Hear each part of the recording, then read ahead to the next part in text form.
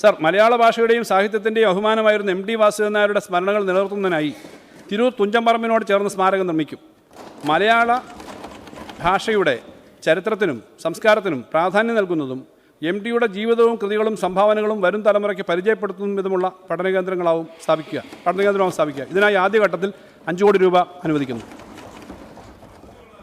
വൈക്കം സത്യാഗ്രഹ സ്മാരകം.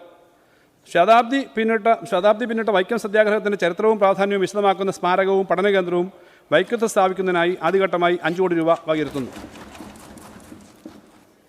സർ, കേരളത്തിൽ tourism connectivity വർദ്ധിപ്പിക്കുന്നതിനായി കേന്ദ്ര പദ്ധതിയായ റീജിയണൽ കണക്ടിവിറ്റി സ്കീം ഉഡാൻ പ്രയോജനപ്പെടുത്തും. ഇതിൻ്റെ ഭാഗമായി സീപ്ലെയിൻ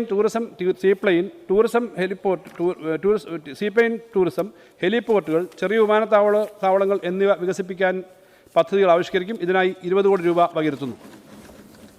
സർ, ഇന്ത്യയെ ഒരു കളിപ്പാട്ട നിർമ്മാണ ഹബ്ബായി മാറ്റുമെന്ന കേന്ദ്ര ബജറ്റ് പ്രഖ്യാപനത്തിന് തുടർച്ചയായി കേരളത്തിലെ സൂക്ഷ്മ ചെറുകിട ഇടത്തരം സംരംഭങ്ങൾ, കുടുംബശ്രീ എന്നിവയെ സംയോജിപ്പിച്ച് പ്രാദേശികമായി കളിപ്പാട്ട ഉൽപ്പാദനത്തിന് പദ്ധതികൾ ആവിഷ്കരിക്കും. ഇതിനായിട്ട് 5 കോടി രൂപ വകയിരുത്തുന്നു. സർ, സാക്ഷം, അംഗൻവാടി, പോഷൻ 2.0 തുടങ്ങിയ ദേശീയ പോഷകാഹാര സഹായ പദ്ധതികൾ കേരളത്തിൻ്റെ തനത് പോഷകസമൃദ്ധമായ ചക്കപ്പൊടി കൂടി ഉൾപ്പെടുത്താൻ സംസ്ഥാന ഗവൺമെൻറ് മുൻകൈ എടുക്കും. സർ, ഭാഗം 3 പ്ലാനിൻ്റെ ഭാഗമാണ്. സർ, 2025-26 സാമ്പത്തിക വർഷത്തെ സംസ്ഥാന പദ്ധതി വിഹിതം മുൻവർഷത്തെ 30,370 കോടി രൂപയിൽ നിന്നും 32,500 കോടി രൂപയായി വർദ്ധിപ്പിക്കുന്നു. ആകെ പദ്ധതി അടങ്കൽ 41,653.71 കോടി രൂപയാണ്.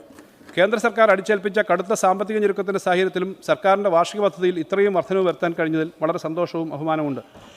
വാർഷിക പദ്ധതി അടങ്കലിലെ വർധനവിൻ്റെ ഗുണഫലം എല്ലാ മേഖലകൾക്കും ഉറപ്പുവരുത്താനും അതോടൊപ്പം പുതിയ പദ്ധതികൾ ഏറ്റെടുക്കുവാനും സർക്കാരിന് കരുത്ത് നൽകും.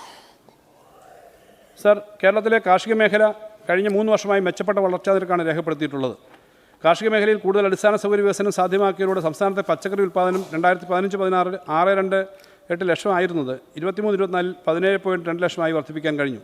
കാർഷിക മേഖലയിലെ പദ്ധതി പ്രവർത്തനങ്ങൾക്ക് സാമ്പത്തിക വർഷം 227.40 കോടി രൂപ വകയിരുത്തുന്നു. കേന്ദ്ര സഹായമായി 115.50 കോടി രൂപ വകയിരുത്തുന്നു.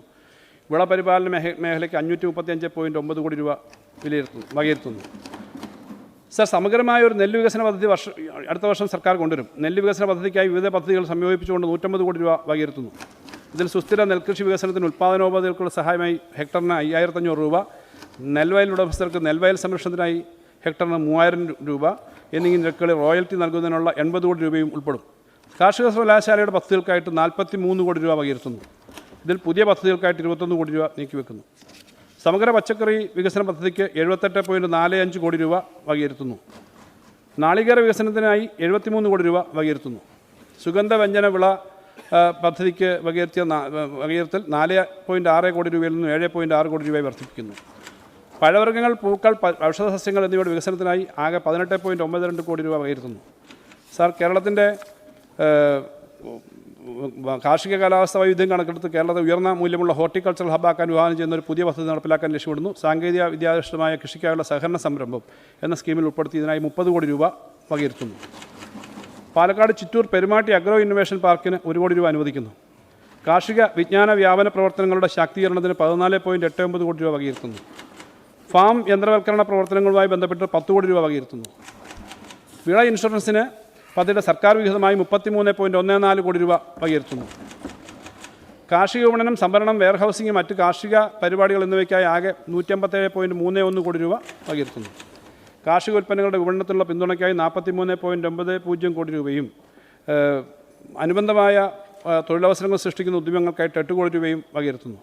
സർ, കാലാവസ്ഥാ വ്യതിയാനം ചെറുത്തുകൊണ്ടും ദ്വിതീയ കാർഷിക മേഖലയ്ക്ക് പ്രാധാന്യം നൽകിക്കൊണ്ടുള്ള സമഗ്ര കാർഷിക വികസനത്തിന് 2,365.5 കോടി രൂപയുടെ പ്രത്യേക പാക്കേജ് പദ്ധതിക്ക് ലോകബാങ്കിൻ്റെ അംഗീകാരം ലഭിച്ചു. ഈ വർഷം കേര പദ്ധതി വഴി പദ്ധതിക്ക് 100 കോടി രൂപ വകയിരുത്തുന്നു. മണ്ണ് ജല സംരക്ഷണ പ്രവർത്തനങ്ങൾക്ക് അടങ്കൽ തുകയായി 77.99 കോടി രൂപ വകയിരുത്തുന്നു. കേരള സംസ്ഥാന റിമോട്ട് സെൻസിംഗ് ആൻഡ് എൻവയോൺമെൻറ്റ് സെൻറ്ററിന് 13.3 കോടി രൂപ വകയിരുത്തുന്നു. തളിപ്പറമ്പ് നിയോജകമണ്ഡലത്തിൽ സൂക്ഷ്മ നീർത്തട പദ്ധതികൾ നടപ്പിലാക്കുന്നതിന് 4 കോടി രൂപ വകയിരുത്തുന്നു. സർ, കേരളത്തിലെ വിവിധ ജില്ലകളിലെ വിവിധ പാടശേഖരങ്ങളുടെ ഭൂമി വികസന പ്രവർത്തനങ്ങളും വിവിധ കുളങ്ങളുടെ നവീകരണങ്ങളും എന്ന നബാർഡ് വായ്പാ പദ്ധതിക്ക് 25 കോടി രൂപ വകയിരുത്തുന്നു.